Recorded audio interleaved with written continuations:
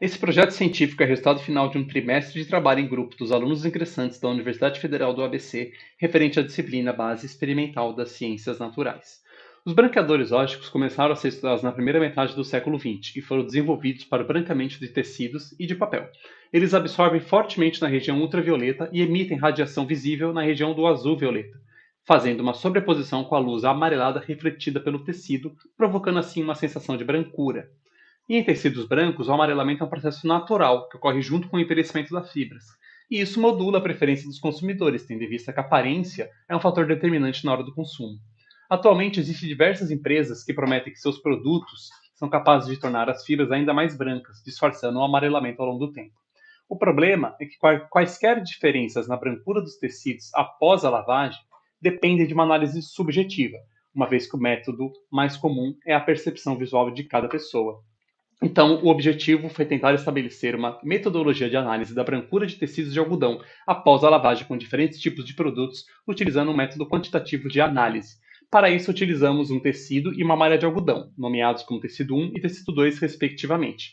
Eles foram cortados em quadrados de 3 centímetros de cada lado, cada um.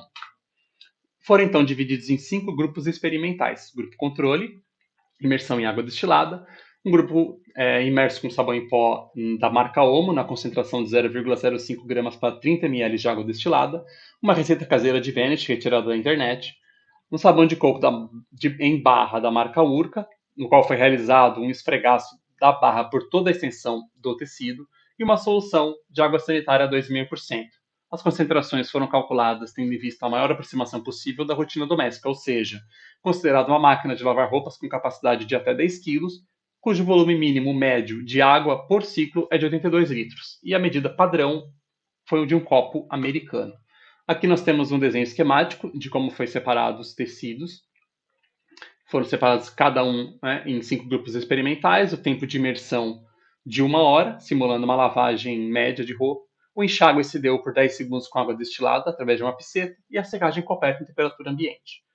Uma imagem do experimento, realizada no laboratório, e como foi realizado o esfregaço do sabão em barra. E aqui nós temos um esquema de amostragem dos pixels. Todos os tecidos, depois de secos, foram organizados, fotografados a uma distância de 10 centímetros, num ângulo de 90 graus.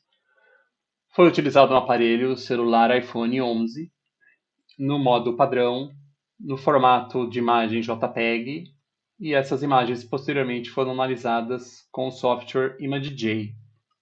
Para o tecido 1, foi realizada uma amostragem de 450 por 450 pixels, conforme apontado pela seta vermelha na parte superior da imagem da esquerda. E para o tecido 2, uma amostragem de 300 por 300 pixels. A escolha dessa amostragem foi para tentar capturar a maior área possível de cada tecido, dentro dos limites, e evitando quaisquer dobras ou sombreamentos aparentes. Foi então calculada a média dos valores de cinza dos pixels compreendidos em cada amostragem, e essas médias foram comparadas com os testes Welch-Anova e teste post-hoc de Games-Howell.